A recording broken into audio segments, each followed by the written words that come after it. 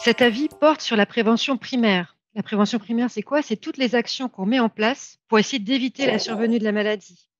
Donc, par exemple, comme la prévention du tabagisme, la promotion de l'activité physique. Bon, la prévention primaire est bénéfique. On le sait depuis longtemps, tout le monde est d'accord, aussi bien pour les personnes que pour la société. Elle n'en est pas moins exempte de tensions éthiques qui sont parfois difficiles à concilier. On peut par exemple citer liberté, responsabilité, bienfaisance et justice, bien-être des personnes, santé des populations. C'est sur ces questions éthiques que le comité a souhaité réfléchir. Le comité est parti de certains constats. D'abord, les actions de prévention, elles reposent beaucoup sur des injonctions. Injonctions qui sont dites ou faites à l'intention de personnes sans pour autant offrir de moyens d'agir. Et sans offrir de moyens d'agir, il est difficile d'enclencher un comportement.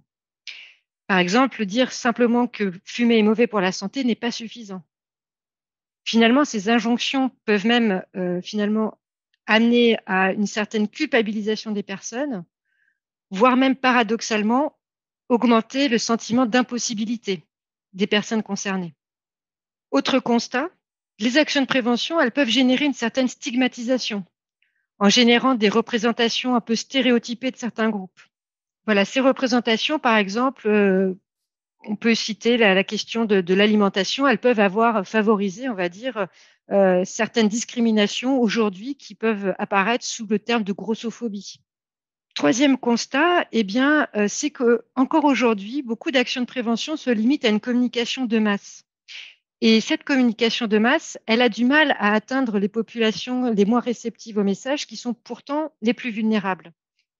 Finalement, des actions de prévention qui se limiteraient à des actions de communication de masse et sans action de proximité, elles auraient tendance à générer, voire à creuser des inégalités sociales de santé. En définitive, le comité, partant de ces constats, dresse un certain nombre de tensions et examine ces tensions éthiques qui sont vraiment partie prenante et systématiquement impliquées dans la pratique de la prévention primaire et invite d'ailleurs à la mise en place de comités de réflexion éthique qui soient à la fois pluridisciplinaires et participatifs. Participatifs, c'est-à-dire qui invitent des citoyens, comme tout à chacun, à prendre part à cette réflexion pour, en amont et en aval, réfléchir à ces actions de prévention primaire.